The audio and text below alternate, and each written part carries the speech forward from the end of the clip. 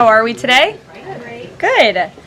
During his inaugural address, President Trump promised that America would be a manufacturing nation once again, and liberal pundits mocked him for it. But those critics were proven wrong once again. On the heels of President Trump's Oval Office meeting with Apple CEO Tim Cook last week, Apple just announced its largest ever commitment to American jobs and industry, with plans to spend and invest more than $500 billion in America over the next 4 years. Over the course of the current Trump administration, Apple plans to hire around 20,000 new workers, creating high-paying jobs right here in America. And the investment isn't limited to one specific region of our country. Apple teams and facilities will expand all over our country in Arizona, California, Iowa, Nevada, North Carolina, Michigan, Oregon, Texas, and Washington. With President Trump in charge, America is open for business. Apple CEO Tim Cook said it best in the company's announcement: "We are bullish on the future of American innovation." On top of this incredible Apple announcement, President Trump already announced more than $1 trillion in pledged investments into the United States. And on another important note that the American people entrusted President Trump to fulfill, this administration's efforts to seal the border continue to prove extraordinarily successful. In President Trump's first month back in office alone, illegal border crossings hit lows not seen in decades, down 94% over the past year, while interior arrests are up 134%. And this past Saturday, this is a significant statistic that I wanted to share with all of you, there were only 220 illegal border crossings on Saturday. This is a 15-year low. Think about that in comparison to the amount of illegal border crossings we saw under the previous administration. Fox recently reported that a San Diego migrant shelter is closing its doors after saying they have not received new asylum-seeking families or individuals since January 20th. We all know what happened on January 20th, don't we? And yesterday, New York City Mayor Eric Adams announced that the massive Roosevelt Hotel migrant shelter in Manhattan will shut down in the next few months. We're also seeing a reverse migration effect. There are now verified reports from the Associated Press of migrants abandoning their journey to the United States and heading back home. This is the first time the Border Patrol has received these reports since 2020, during President Trump's first term. The returning migrants claimed in interviews that the new heavy security posture adopted by the Trump administration was a significant reason for their decision to return to the countries of their origin. Overall, the American people continue to overwhelmingly give President Trump very positive remarks. Nearly every one of President Trump's policy initiatives are receiving strong majority support, and I have noted that in every briefing since Inauguration Day. 81% of Americans support deporting illegal migrant criminals from our nation's interior. 76% of Americans support the DOJ-led efforts of a full-scale investigation to find and eliminate fraud and waste in government expenditures. Again, this is from a Harvard-Harris poll, a very legitimate pollster. 76% of Americans support closing the border. 69% of Americans support President Trump's common-sense efforts to ban men from women's sports. As you all know, we celebrated that executive order at the White House a couple of weeks ago. 65% of Americans support the president's efforts to eliminate all preferences by race in the hiring and awarding of government contracts, which is another pledge that DOJ is working hard to fulfill. And 61% of Americans, vast majority, support the president's plan for reciprocal tariffs to ensure that other countries are treating us the way we have always been treated. Despite what many Democrats and media members want you to believe, the Trump agenda is not only necessary, but it is overwhelmingly popular. Why? Because it's driven by common sense. And finally, as you all saw yesterday, a federal judge denied the Associated Press's emergency motion for a temporary restraining order against myself, our Deputy Chief of Staff Taylor Budowich, and our Chief of Staff Susie Wiles for our decision to remove the Associated Press from the White House press pool for certain and special events. The judge's ruling, upholding our decision to deny the Associated Press such privileged access, reinforces the truth. And it reiterates what I said from this podium last week when that suit was filed. Asking the President of the United States questions in limited spaces, such as the Oval Office in Air Force One, is a privilege that unfortunately has only been granted to a few. It is not a legal right for all. The Trump administration has already proven to be the most transparent ever, and this president the most accessible in history. This is evidenced by President Trump's daily press conferences in the Oval Office, where he takes many questions from the journalists who have the honor and privilege of standing before the beautiful Resolute desk. The president and this entire White House are committed to ensuring the American people continue to receive this same level of historic transparency, access, and visibility. In fact, we want to double down and give even greater access to the American people. We want more outlets and new outlets to have a chance to take part in the press pool, to cover this administration's unprecedented achievements up close, front and center.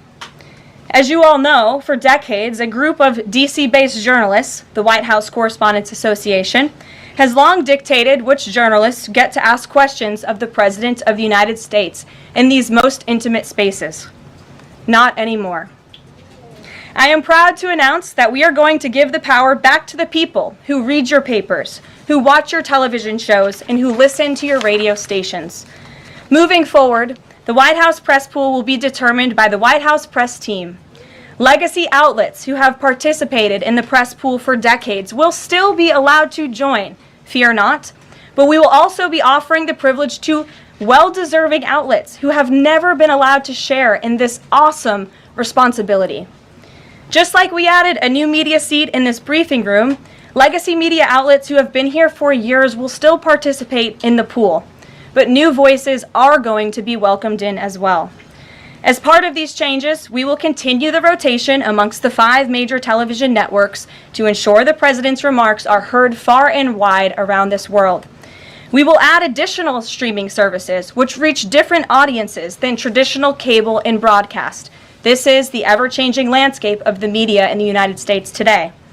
We will continue to rotate a print pooler who has the great responsibility of quickly transcribing the President's remarks and disseminating them to the rest of the world.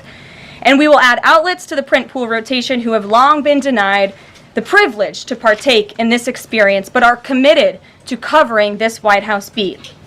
We will continue to rotate a radio pooler and add other radio hosts who have been denied access, especially local radio hosts who serve as the heartbeat of our country.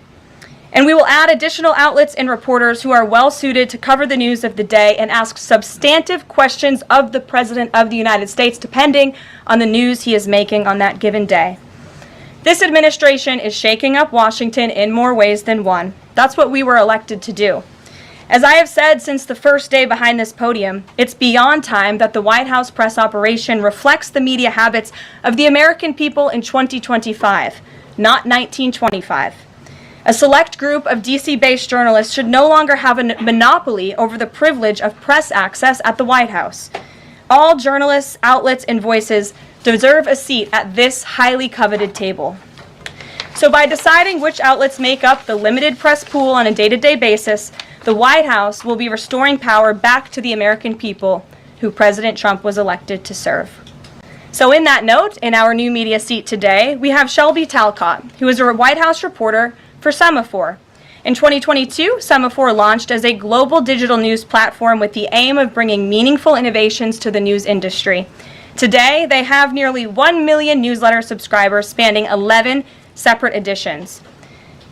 With that, Shelby, I will take your questions. Thanks, Caroline. I've got 2 for you. One on foreign policy. Over the weekend, the President's Special Missions Envoy, Rick Grenell, was talking about Venezuela, and he said that the President isn't someone who wants regime change. Other administration officials have made clear that they don't see Maduro as the rightful leader. What is this administration's policy on a new government in Venezuela? I think the President has made his position on Venezuela quite clear. He stands in opposition to the Maduro regime, and Secretary Rubio has spoken on this extensively as well. And then on Doge, last night Elon Musk said that a failure to respond a second time will result in termination. Will there be additional rounds of the did you do this week email from DOJ to federal workers? And what's the guidance on the federal workers who've been instructed by their agencies not to reply? So a couple of things on this. First of all, let's just take a step back and talk about this idea. The president sent out a truth last weekend to Elon Musk saying he loves everything Elon is doing and he wants him to be even more aggressive because DOJ thus far has proven incredibly successful in making our government more efficient. And so Elon and DOJ came up with this idea. Elon has implemented this at his private companies. It has proven successful. And it's a very simple idea when you think about it. All the Office of Personnel Management is asking, all this administration is asking, President Trump is asking, is for federal workers who live off of the American taxpayers' dime to send 5 bullet points of what they have done in the previous week. That is all we are asking for. And so the Office of Personnel and Management sent out additional guidance last night.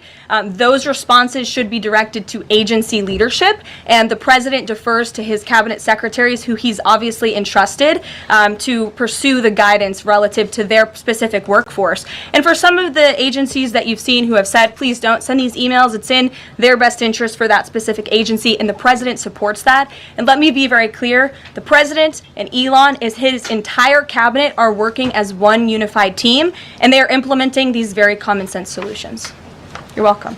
Jackie. Thank you. One follow-up question. So about the deadline, Alina Habba said that you have until tonight.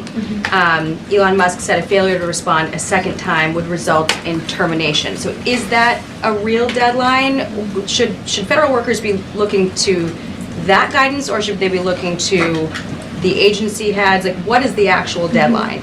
So again, the agency heads will determine the best practices for their employees at their specific agencies. Again, this was an idea that Elon come up with. DOJ worked with OPM to actually implement the idea, and the secretaries are responsible for their specific workforce. And this is true of the hirings and the firings that have taken place. And we advise federal workers, unless your agency has dictated you not to respond to this email. In fact, I can announce that we've had more than 1 million workers who have chosen to participate in this very simple task of, again, sending 5 bullet points to your direct supervisor or manager, CCing OPM. I actually participated in myself. It took me about a minute and a half to think of 5 things I did last week. I do 5 things in about 10 minutes, and all federal workers should be working at the same pace that President Trump is working and moving. We have a country to save, and we want this federal government to be responsive to the needs of the American people who re-elected this president to have historic, massive reform, and that's what the intention of this idea is. Can you clarify one thing, though? Because Elon Musk also said that a reason that they wanted this 5 things email was just to see if people are actually alive. Citing that there are some federal workers who might not even be alive. So meantime, NBC is reporting that these responses are going to go into an AI generator to evaluate whether these jobs are necessary. So is it just to see if people are actually working, or is it an effort to maybe cut some of those jobs? I have not seen that NBC News report, and I haven't heard that from DOJ or from Elon himself. Again, this is to ensure that federal workers are not ripping off American taxpayers, that they are showing up to the office, and that they are doing their jobs. That's what the American people expect, and it's a very simple task to complete. I did it myself, and I was more than happy to do it because I'm very grateful that I am serving the American people on the American taxpayers' dime. Do you think DOJ should hire a spokesperson just so that Elon Musk doesn't put out tweets that then confuse federal workers? Are my press briefings not good enough for you, Jackie? John. Carolyn, thank you. In the ruling by Judge McFadden yesterday, who dismissed the lawsuit that AP brought against yourself and your team members here, President Trump, in there he said, why not just do away with the entire White House Correspondents Association along with it, because essentially they have no authority, they just usurped it. What is your reaction to that? Well, first of all, John, it's great to see you, and you are one of those individuals who has you're on a streaming platform that hundreds of thousands of people tune into every day. So it's great to see you in the briefing room. I did address that actually in my opening remarks by announcing that the White House press team in this administration will determine who gets to enjoy the very privileged and limited access in spaces such as Air Force One and the Oval Office. There are, as you know, look at this room, hundreds of journalists who show up to this building every single day and are not granted that luxury of flying flying on Air Force One and asking the President of the United States questions. And so we want to ensure, again, everyone has a seat at that highly coveted table. But alas, the legacy media outlets who have been doing this for quite some time and have invested resources into covering the White House, their spots will remain, just like they have in this briefing room as well. Sure. Steve. Could you give us an update on the negotiations around the Ukraine minerals deal, and when is President Zelensky going to come visit? So the president talked at length about this yesterday, the critical minerals deal with President Macron, and in the more than hour-long press conference he gave all of you in the Oval Office himself. There hasn't been significant updates since the president's remarks last night, but I will just reiterate his position. It's critical that this deal is signed. He expects President Zelensky to sign a deal. This is to recoup American tax dollars that have been funding Ukraine's national defense, and it's also great for the Ukrainian people who have been put through hell because of this war, and it will create a lasting economic partnership as Ukraine will need to rebuild their country because of this brutal war. And just to follow, is Steve Witkoff delayed his trip to the Middle East so he can concentrate on this minerals deal? I don't want to comment on Mr. Witkoff's travel plans or read anything out just for obvious reasons, but he, remains very much working. That man is working around the clock to secure this deal with Russia and Ukraine alongside Secretary Rubio and Secretary Bessent, General Keith Kellogg. He's also working very hard to secure a peace deal in the Middle East as well. So God bless him, and he's working alongside the president every single day. Sure. Thanks, Caroline. The president's executive order creating DOGE called for the naming of a DOGE administrator. Who is the DOGE administrator? So the president tasked Elon Musk to oversee the DOGE effort. There are career officials and there are political appointees who are helping run DOGE on a day-to-day basis. There are also individuals who have onboarded as political appointees at every agency across the board to work alongside President Trump's cabinet to find and identify waste, fraud, and abuse, and they are working on that effort every day. So is Elon Reagan. Musk the administrator? Reagan. Thanks, Caroline. I have two for you today, one on the border wall and one on the DHS investigation. Sure. First on the border wall. Border wall construction has restarted in Texas and California under contracts awarded under Trump's first term. Is the president looking to secure new contracts, and how is he defining success in terms of border wall construction this administration? The border wall is a signature promise of President Trump's campaign. He talked about it way back in 2015 and 2016, and people laughed at him for bringing up this idea. It's proven to be not only an idea that he delivered on in his first term and continues to deliver on in his second term, but it's also proven to be highly effective. In fact, we know where there were parts of President Trump's border wall built and standing under the previous administration, illegal border crossings dropped 87% where there was a border wall. So the wall is an incredible deterrent factor for illegal migrant caravans. The president is committed to the continuation of the construction of the wall. And the previous administration actually sold off the resources that the Trump administration secured to build the wall. And that's an egregious misuse of the American taxpayers' money. They just let those resources rot on the southern border. They actually sold them for pennies on the dollar. So this administration, DHS and ICE and Customs and Border Patrol and Tom Homan and all of the great people who are working on this effort are committed to continuing the construction of President Trump's border wall. DHS investigation into people who might be leaking within the administration. Will the White House release the names of the individuals that DHS Secretary Noem said were caught leaking details of the ICE raid? And can you share how many leakers have been caught so far and what agency they were a part of? I would defer you to DHS on the leakers that they have identified, but I know the president and this White House commend Secretary Noem for launching an internal investigation to identify those leakers because it's unacceptable for career bureaucrats who are standing in the way of the will of the American people and enacting President Trump's agenda. If they don't want to adhere to the will of the 77 million Americans who reelected President Trump, then they should go find another job. And if they continue to leak information, especially information that is critical to protecting Border Patrol agents and ICE agents who are out there doing jobs that not many people are willing to do, putting their lives on the line to protect our national security, then those individuals absolutely should be fired, and this administration is committed to finding them. Sure.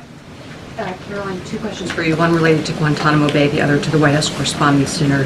I wanted to get your response to some Washington Post reporting of the migrants who stayed over at Guantanamo Bay for the last 2 weeks. They told the Post they were rarely let outside.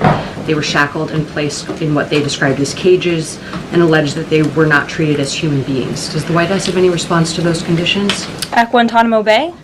It's a promise the president campaigned on, that if you invade our nation's borders, if you break our country's laws, and if then you further commit heinous, brutal crimes in the interior of our country, like raping and murdering innocent, law-abiding women and girls, and committing heinous acts of violence, then you are going to be deported from this country, and you may be held at Guantanamo Bay.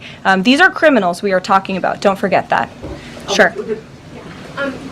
So U.S. consumer confidence fell this month the most since August of 2021. What is your message for Americans who are concerned about the impact of things such as tariffs on prices? Yeah, sure. Well, thank you for that question. It's obviously an important one. The president campaigned on reigniting the Trump economy and fixing the mess that was created by the previous administration. We know they created an economic and an inflation nightmare for the American people, and I'm not going to stand up here and lie to you like my predecessor did about the state of our economy. We understand there are people that are hurting, and this administration is wholeheartedly committed to ensuring that those individuals see relief and price reductions and tax cuts and in less regulations that are burdensome on their household and their businesses. And the president and this entire administration are focused on that every day. I can go through the very long list of economic actions this president has taken. I know you work for Bloomberg, so I'm sure you're well aware of them, but I can assure the American people that the president is very much focused on bringing down the cost of living crisis in this country that was created by the previous administration. If I could just have a quick follow-up. Sure. Is the president planning on whipping any votes for support for the House budget vote? And if so, to whom is he making calls? I'm not aware of any calls that he has made. I did talk to the president about his position on this just before coming down here, and he said that he's made it very clear to the Hill what his priorities for a budget are. He's said it to the Speaker of the House. He said it to Leader Thune. The Senate and the House know what President Trump wants and know what the American people want. And so he expects Congress to get it done. He's looking at the proposal from the House. He will also be looking at the proposal that I believe the Senate is drafting up as well. Sure. Thank you. Thank you, Caroline. I have two questions. Does the United States, I'm sorry.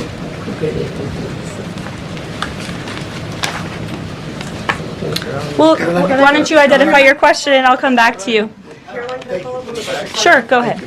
So, what guarantee that Israel will withdraw from Lebanon soil after 2 weeks, as the ceasefire terms indicates?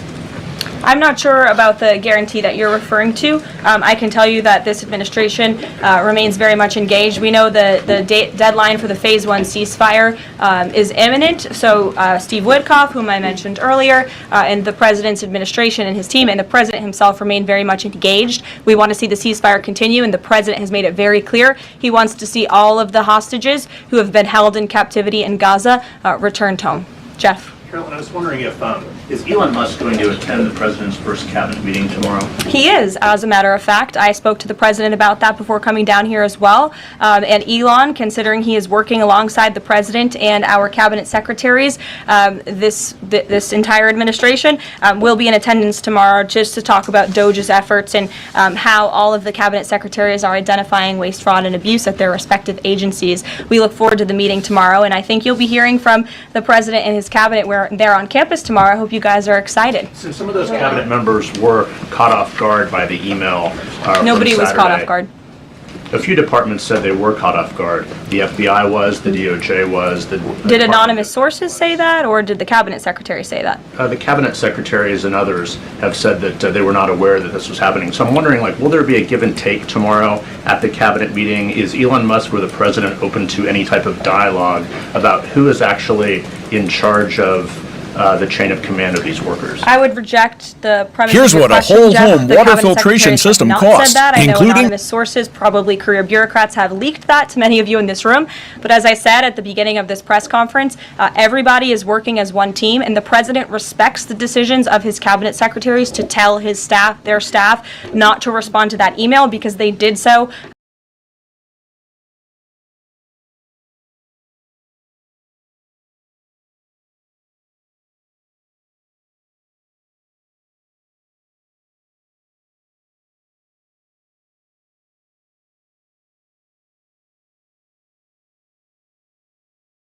Today with the House Republican holdouts who Yeah. said they would not be supporting the budget resolution. Well, I'm not involved in that. They know what I want, and the Senate knows what I want too. And the Senate's got a bill that's very strong, having to do with the taxes, because the taxes is what's bringing all these companies in. So, and without it, by the way, you'd have to double your own taxes. Everybody would be doubled up, and you'd have the biggest tax increase ever.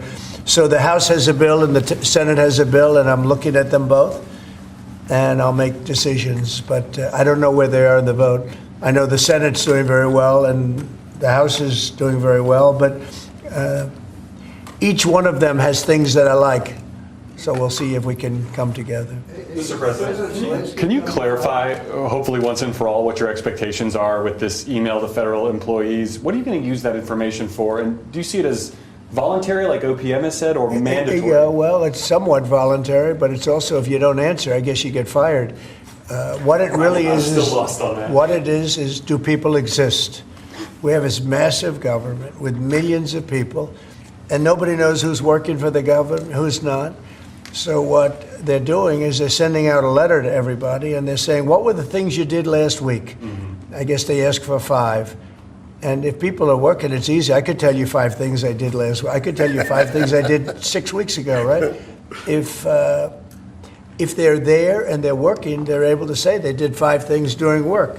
And that means they're working and they're with us and they have no further obligation. If they're not, it could be there's no such person. It could be that the person's no longer working. They're no longer living at that address. They may be moved. Maybe they moved to a different country, or maybe the person doesn't exist. And we then take that person off the payroll, and we save a lot of money by doing that.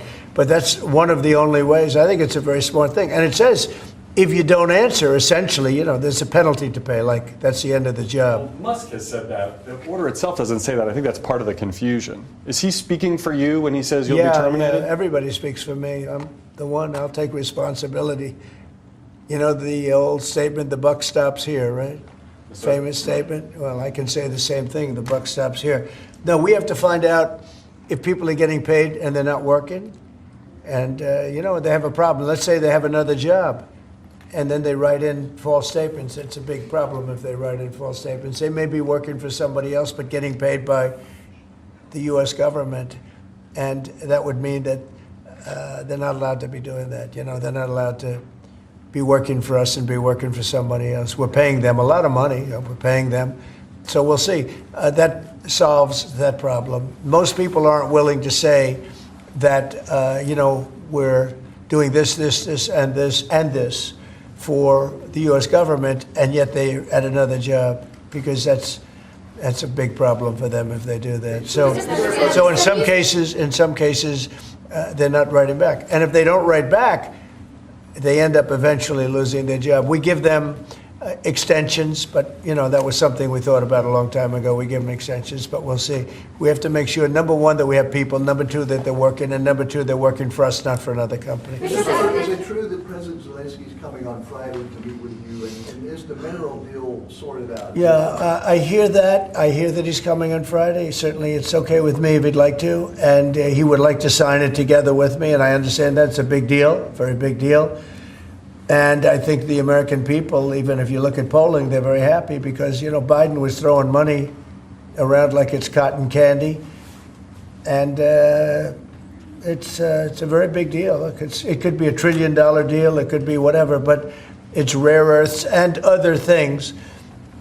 And look, we're spending hundreds of billions of dollars on Ukraine and Russia fighting a war that should have never, ever happened. That's a war that would have never happened if I were president. And it didn't happen for 4 years. People say, how do we know that it didn't happen for 4 years? Would have never happened. And nevertheless, this guy went into this situation and he spent money like nobody's ever seen, $350 billion. The other thing that we don't like is that Europe has spent $100 billion. We've spent $350 billion. Europe gets their money back because they spent it in the form of a loan, and we just gave them, whether it's 300 or 350 billion, nobody really knows. They can't even tell me the answer to that, but it means probably more than that.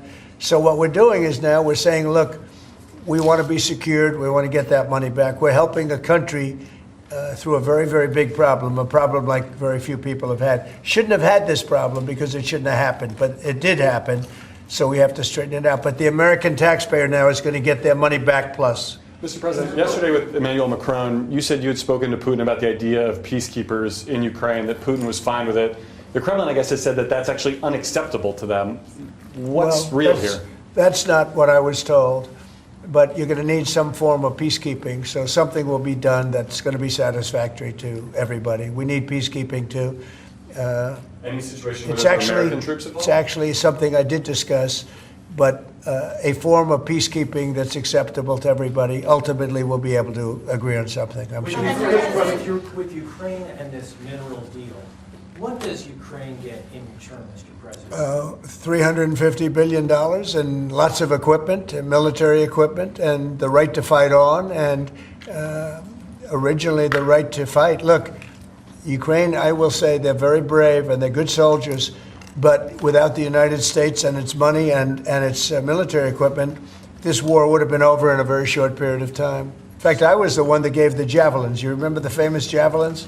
That was me. That wasn't Obama. It wasn't Biden. It wasn't anybody else. It was me.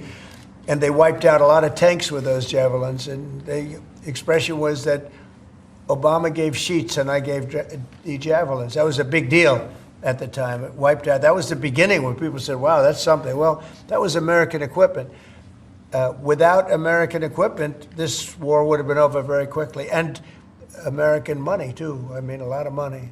So Mr. President, that war-fighting equipment and the ammunition, that's sustained going forward for Ukraine, and how long is it sustained? Well, it could go forward for a while, and maybe until we have a deal with Russia. Look, we need to have a deal with Russia, otherwise it's going to continue. But now when Americans put up their money, the taxpayer money, and the president approves it, we're getting our money back in some form. But it could go on for a while, or it could be settled quickly. I think it's going to be settled quickly. I spoke with President Putin. I think he wants to settle it, and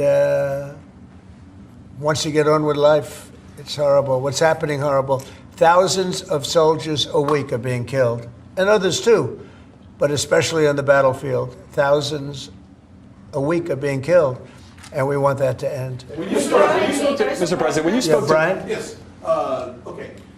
Real quickly, Carolyn Levitt, your press secretary, sent an earthquake through that briefing room earlier today announcing that the WHCA would not have any control over placing media in the seats in the briefing room. Just want to get your thoughts on that. And also on Air Force One, it's trending on X. People are talking about it. Get your thoughts. Well, we're going to be now calling those shots. As you know, we won that lawsuit right there. See, the Gulf of America, which is a beautiful name. Most people agree. I don't know. It's, AP has been terrible. Look, I think they're radical left. I think they're third-rate reporters. I know the specific young lady that works on the account is terrible.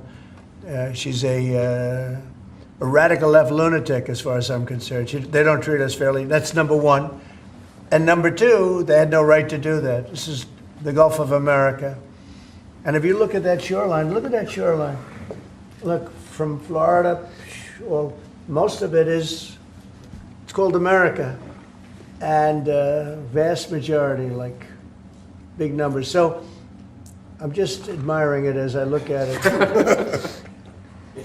I'm getting teary-eyed, but I don't want you to say Trump broke down and started crying. No, how beautiful is that? Look at the shoreline. Look at that. Well, That's America. Can I shift our attention to Canada real quick? Yes, please. Last week, I spent some time with two government officials for Canada. Yeah. I was asking them how realistic is it that Canada would be the 51st state? Yeah. And they told me there is a path Alberta is first, and if they sign on, Saskatchewan would follow, and then you go west to British Columbia. There is a movement in Canada to join us. Want to get your thoughts on that and how that's proceeding right now? So it's true. Thank you, Brian. It's true. A lot of people in Canada are liking becoming our beautiful, cherished 51st state. They'll have to pay much lower taxes. They'll have the ultimate security. You know, they don't pay very much for security right now because they rely on us, which is really unfair to us. They make cars that we could make, and they send them back into the United States. They make a lot of things, including the sending of oil and everything. We don't need their oil. We don't need their lumber. In fact, we're going to be freeing up, and I've asked Howard Lutnick to get that done with Lee and everybody, Lee Zeldin, environmental. We're freeing up our forests. We're going to be able to take down trees. Right now, you know, we're so restricted environmentally. We're going to be freeing it up with an emergency order. We have an emergency order, and we're going to be freeing up our forests. We have more forests than almost anybody, and I chose Wix for my business because of its massive scope for functionality and freedom of creation. Area in between areas of trees, it stops the fires. And frankly, California should have been doing that for years. It's almost getting late. They're going to run out of forests the way they're going. What a shame. And by the way, the water is flowing in California. I hope you people have seen it. But the water is flowing. Do you have a picture of that? I'd hold it up. Do you have a picture of that? Get a picture of it, please. You know, we had a little skirmish in California. I can't believe we had to do that. But we opened up the water in California. The water was flowing into a place called the Pacific Ocean, which for the Pacific Ocean is only a drop. But for us, it's more water than we can use in California. So I'll get you some photographs, but it's a beautiful sight. The water is flowing in California. Beautiful water from the Pacific Northwest and beyond. And it flows down, and instead of being routed out to the Pacific Ocean, and this has been going on for 20 years more in order to take care of a certain species of fish, which wasn't doing very well without water, I can tell you. So that's a big deal. It's like not reported. It's incredible. But California has a lot of water. That's going to take care of farmers. It's going to wetten up the land. And it's going to go all the way down to Los Angeles, where they have curfews on water, where they have all sorts of blocks on water. You can only use so much. We're going to put until just recently, they were going to put a number of gallons per person living in a house in Beverly Hills on water. You're not going to have that problem anymore. Do you have a picture? Let me just see what that looks like. How beautiful is that? Look at that beautiful water flowing. That's coming in the dike.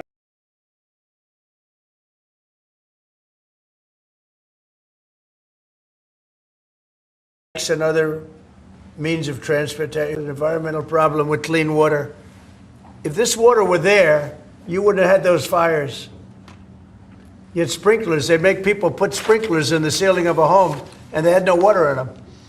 With this, they would have had a lot of water in them. They would have all been full. They would have had you would have had a whole different deal down there. You probably wouldn't have had a fire, but if it was, it would have been small, would have been put out. You had the fire hydrants not working in California. So it's a beautiful site. These are canals that were built. These were all built. And you saw them for years. They were empty, concrete. They call them the V-shapes or the half pipes. And they're shaped different forms, and they rush down through the farm areas where the farmers can take it and down to Los Angeles. And they were sitting empty for years. And now look at that way it looked. It wasn't easy. We had to be very unfriendly to get into those areas. We opened it up. Mr. President. I essentially attacked California. Can you believe it? I attacked California. Let's go. At the outset of your administration, sir, you committed to ending the weaponization of government, to holding those accountable who participated in the weaponization of government. Hold it. This is a good one. Is everybody listening? Deranged Jack Smith. We're going to call it the Deranged Jack Smith signing or bill. Go ahead. One law firm that provided pro bono legal services to the special counsel's office under Jack Smith's leadership was Covington & Burling. As a result of those actions, we're now going to be suspending and putting under review the security clearances for the attorneys and employees at that firm who worked with Jack Smith's team. And we're going to continue holding the people who were responsible for the weaponization of government and who supported it accountable for what they did. And you'll be doing this with other firms as time goes by, right? We're looking at sort of the whole panoply of options. The weaponization of our system by law firms, even pro bono work they're doing just in order to clog up government, stop government. And nobody knows about it more than me. And hopefully that'll never happen again. So the Covington and Burlington? Covington and Burlington. Mr. President, may I ask you a question about Europe? So long term, do you plan to maintain the number of U.S. troops? Wait, I just want to savor this one, please. Who would like this pen? Hey, why don't you send it to Jack Smith?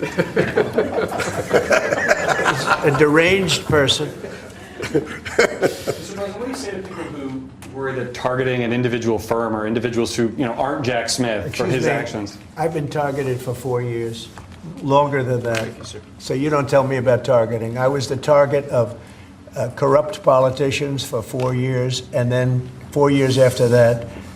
So don't talk to me about targeting. Yeah, go ahead. Mr. President, there are approximately 2 million federal employees right now. By the end of your term, what do you expect that number to be? What would you like that number to be? Well, it'll be lower, but I can't tell you. Everybody knows I ran on downsizing government, but making government better. I ran on tariffs and making our country rich, and that's what's going to do. We're going to be doing something else that's going to be very, very good. We're going to be selling a gold card. You have a green card. This is a gold card. We're going to be putting a price on that card of about $5 million, and that's going to give you green card privileges plus.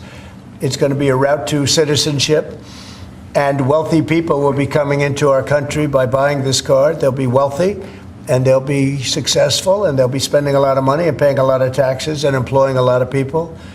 And we think it's going to be extremely successful. Never been done before or anything like this, but it's something that we're going to be putting out over the next, would you say, 2 weeks? Do you want to 2 say weeks. a couple of words about it? Sure. Mr. President, are there Wait a any minute. requirements on that gold card? Yeah, exactly. So Go the ahead. EB-5 program was really, you lend some money, but it was full of nonsense, make-believe, and fraud, and it was a way to get a green card that was low-priced. So the president said, rather than having this sort of ridiculous EB-5 program, we're going to end the EB-5 program. We're going to replace it with the Trump Gold Card, which is really a green card gold. So they'll be able to pay $5 million to the U.S. government. They'll have to go through vetting, of course. We're going to make sure they're wonderful, world-class global citizens. They can come to America. The president can give them a green card, and they can invest in America, and we can use that money to reduce our deficit. Why do we give out lotteries of green cards? Why do we give out EB-5 for green cards? The President of the United States understands that the right answer is, why don't we eliminate the deficit of the United States of America instead? The gold card, well, millions, but the gold card will bring in with it people that create jobs, very high-level people. I think companies will pay to get people in. For instance, you today graduate from the Wharton School of Finance or Harvard or Stanford or any college, and nobody knows if you can even go to work for a company. So Apple and all these companies that want to get people to be working for them will be able to buy a card, and for the people that are number one in their class at top schools, I see that as one of the things. But generally speaking, it'll be people with money and people that create jobs, and they won't have to pay any tax on income outside of the United States, which they're not paying right now. They're not citizens, but they'll have to pay if they create jobs in the United States. They'll pay full taxes like everybody else. So you're getting big taxpayers, big job producers, and we'll be able to sell maybe 1 million of these cards, maybe more than that. And if you add up the numbers, they're pretty good. As an example, 1 million cards would be worth $5 trillion. $5 trillion. Wow. And if you sell 10 million, of the cards. That's a total of $50 trillion. Well, we have $35 trillion in debt. That'd be nice. So we'll see. But it could be great. Maybe it will be fantastic. We have it all worked out from the legal standpoint. It's totally legal to do. Hasn't been done before. It's been done in many different forms. We give them away. Why should we give them away? We shouldn't give them away. And I think it's something very exciting. I think it's potentially just something that we're all very excited about. So it's a gold card. It's somewhat like a green card, but at a higher level of sophistication. It's a road to citizenship for people. And essentially people of wealth or people of great talent, where people of wealth pay for those people of talent to get in, meaning companies will pay for people to get in and to have long-term status in the country. And I think it's something we're very, very happy about. Would you have anything to say about that? Well, many other countries, by the way, do this, including, of course, your 51st state does that. And the money's earmarked for deficit reduction? It may be earmarked for deficit, but it actually could be more money than that. I mean, if you did 10 million, you'd have $15 trillion left over. But generally, it's going to be paid down debt, yes. Do you need Congress for this? Do you think you need No, we don't need Congress, no. Because we're not doing citizenship, we're doing the card. I see. It's a path to citizenship, a very strong path to citizenship, but we're not doing the citizenship. For that, I'd have to get Congress. And would all countries be eligible for this gold card? Depends. The countries largely, the people will be vetted very carefully. Mr. President, on Ukraine, would you provide military support for Ukraine in the future under a peace agreement? Say it again louder. Would you provide military support for Ukraine in the future as part You mean of like a peace security? agreement? Yeah. Well, people are going to do it. I think Europe will largely be responsible for that. European countries will be responsible. But Macron asked for a U.S. backup. Well, we'll see. I mean, right now we're just in the process of negotiating. We've pretty much negotiated our deal on raw earth and various other things. We'll be looking at that security. You're talking about general security for Ukraine later on. I don't think that's going to be a problem. There are a lot of people that want to do it. And I spoke with Russia about it. They didn't seem to have a problem with it. So I think they understand. They're not going back in. Once we do this, they're not going back in. On that gold card, Aircraft. Would the U.S. provide, for instance, air defense? Well, I just told you, right now we're not providing anything. You know, it's about Europe, too. Europe put in $100 billion, and we put in $350 billion. It's not a fair thing. You know, we would normally say, and I say it now anyway, but we want equalization. They should put up actually more money than us because they're right there. We have an ocean in between. But we've had very good talks with Russia. We've had very good talks with Ukraine, and we think it maybe will come to an end and we'll stop killing young people all over the battlefield and elsewhere. On Europe, so do you plan to maintain heavy military presence in Europe in the long term, like tens of thousands of troops? We'll be involved. Yeah, we'll be involved in Europe. We're involved in Europe now. Europe is our friend. They take advantage of us on trade. We don't like that. What the EU does, we don't like that. But we'll solve that the old-fashioned way. We'll give them the same reciprocal numbers. You know, we're talking about a reciprocal tax. You know that. And if they charge us, we charge them. Right now, they charge us much, much more than we charge them. And they have non-monetary taxes also and tariffs. And we're going to change that. It's all changing. It's all changing. We're not going to be the people that we were. We had people in this office sitting right at this desk or another model of this desk. Because, as you know, the other desk is right now being refurbished. Is Steve Witkoff delaying his trip to the Middle East? No, not that I know of. No, Steve. And the Middle East has been great.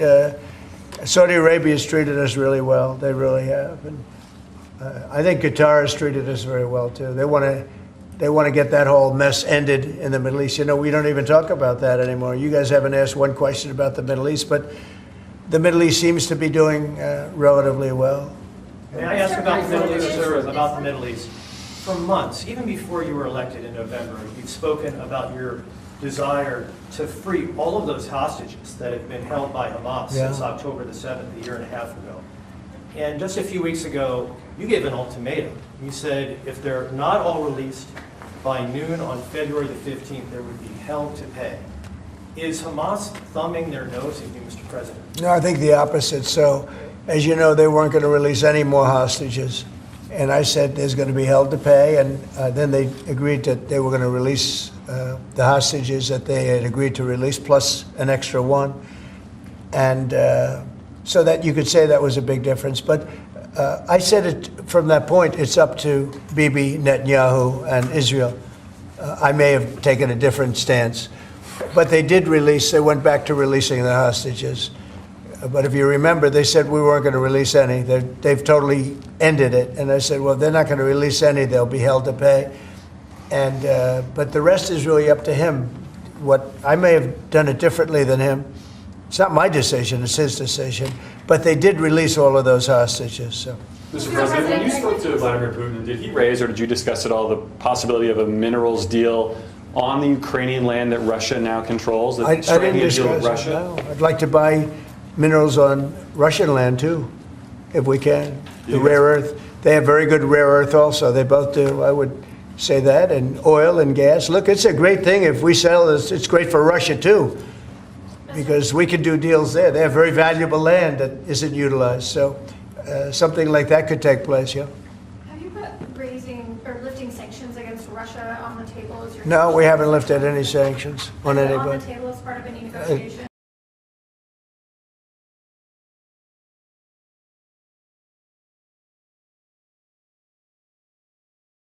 Well, I guess it will be at some point, but right now. Oligarch be eligible for a gold card? Yeah, possibly. Hey, I know some Russian oligarchs that are very nice people. It's possible. They're not quite as wealthy as they used to be. They're not as wealthy as they used to be. I think they can afford. I think they can afford $5 million. So they No, a lot of people are going to want they would be eligible. to. A lot of people are going to want to be in this country, and they'll be able to work and provide jobs and build companies and pay taxes. All of those things. It's an incredible. It's an incredible thing. I mean, this is the group that is the first to hear it. Nobody's heard about it. Nobody ever thought about it, but we've been thinking about it very, very strongly over the last week. And I was going to announce it sometime next week, and I figured, why not? We have a lot of cameras blazing right now. We might as well do it now. We'll have Caroline announce it the next time. No, it's a great thing. The gold card. Remember the words, the gold card. Somebody said, can we call it the Trump gold card? I said, if it helps, use the name Trump. I'll give it to you for free. I like it. Mr. President, you probably just launched 10,000 stories. Do you want to elaborate a little bit more on what Russian oligarchs you know or don't know? Isn't it interesting how many stories we do tell? And they all turn out to be true, and they all turn out to be ultimately correct. You know, Trump was right about everything. Do you have one of those Trump was right about everything hats? I'm going to give it to this gentleman. Get me one of them. But they're all going to be vetted. Everybody who comes in gets vetted, okay? They get vetted, so you got to, you know. We're going to begin in 2 weeks. About 2 weeks.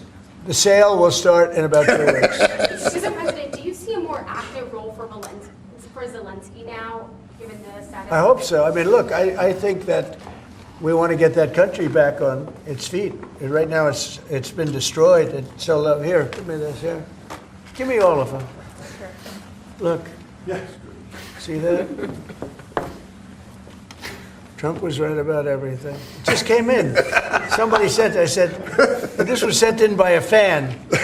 I said, I think we should make some of them, right? But we were, pretty much. You want one? I'll pass. Are you allowed to take one? Because not. he'll consider it. I know him well. He's sort of a stiff. Yeah, Brian, you're not a stiff. He's sort of a stiff guy. You know? He'll take other things, but not a free hand. Always say yes to the president. Always say yes to the president. Would anybody like one?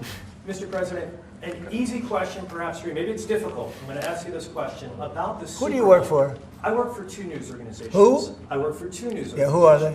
I work for Gray Television, America's second largest broadcaster, and I work for iHeartRadio. So there you go. But let me ask you the easier, tough question, Mr. President. The Philadelphia Eagles won the Super Bowl. Are they being extended an invitation? They will be. We haven't yet, but we will be. I thought it was a great performance by them. And absolutely, they'll be extended that invitation. Would you do that right away, by the way? We'll do it right away. We're going to do it sometime today. And they deserve to be down here, and we hope to see them. We have a lot of teams. We just had the great hockey team, as you know, Florida come here. We have many of the great athletes come that win things. What's the main obstacle holding up this PGA Tour Live Golf? Well, they have to get together. You know, they've had a lot of discussion back and forth. They both are meaning well, and a deal will ultimately happen. I think it'll happen pretty quickly. It'll be nice to see the golfers, the best golfers, be able to play against each other. What's your role been in this whole process? Just to help expedite it. Tiger was here, Adam Scott was here, Jay Monahan was here the other day, just to really help expedite it. We had Yasser here from Saudi Arabia, great guy. These are all great people, and they want to work it out. So if I can help them work it out, I don't get anything out of it. If I can help them work it out. I just think golf, it's very much of an individual sport, and you want to see the best players playing against each other, not playing in two different locations, right? What's going to be more challenging, a PGA Live deal or a Russia-Ukraine deal? I think the PGA deal is much more complicated. Sir, may I ask you the Middle East question, if I may? What's your take on what's happening in the West Bank and what Israel is Well, doing it's there? some movement up there that a lot of people are concerned about. And there's been a lot of Israeli movement. They're up there for a reason. All of a sudden, maybe they're not feeling so good about that. So that would be terrible. I hope that doesn't happen. But there is movement up there that nobody knew about. Right? You know that, right? Yeah, and when you say, are you concerned about it as well? I'm concerned about everything. I want the world to be peaceful. You know, when I left here, we had no war. We had defeated ISIS in less than 4 weeks. In fact, I took the general that defeated ISIS and I put him in charge of the whole ball game, because that's what we want. We want winners. Raisin Cane, you know, Raisin. When I heard that name, I said, I like that name. That's the kind of general I like. So we'll see. But he was great. He's a great soldier. Not a politician, a soldier, a real soldier. You know that, Brian. This guy was the real. This guy's the. I've heard that story a million times. Yeah, this guy's the real deal. He is. And I think he's going to do a great job. But think of it. We had no wars. We had no problems. We had no inflation.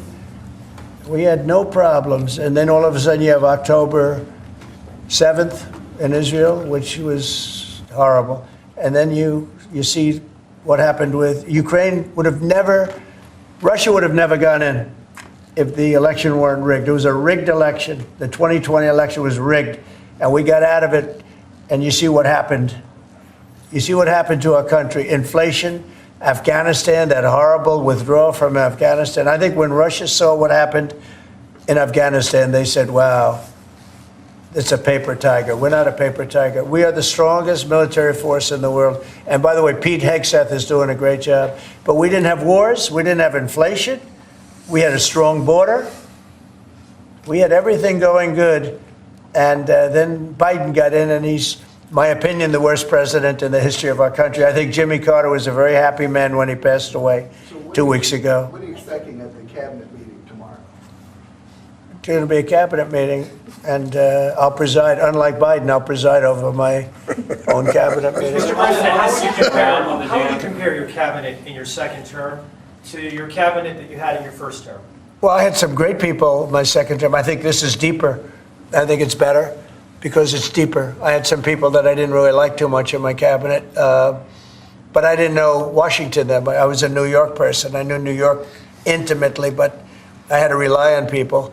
I had great people. Look, we got the biggest tax cuts in history. I rebuilt the military. I mean, we did so much. We did unbelievable. Even Right to Try. Somebody was saying today they were saved by Right to Try. We did Right to Try medically. We did transparency medically. That was a big thing, but Biden canceled that one. He didn't cancel Right to Try, which is interesting. He didn't cancel Space Force. He was going to cancel Space Force. Space Force is turning out to be invaluable. Amazing. We created Space Force. But think of it. We rebuilt our entire military, and now we're going to have to patch it up a little bit again because of what's happened. No, this was a grossly incompetent administration. The only thing they were good at was cheating in elections and the weaponization of government. Thank you very much, everybody. Thank you, guys. Thank you. Thank you, guys. Thank you. Thank you, guys. Thank you. Thank you, guys.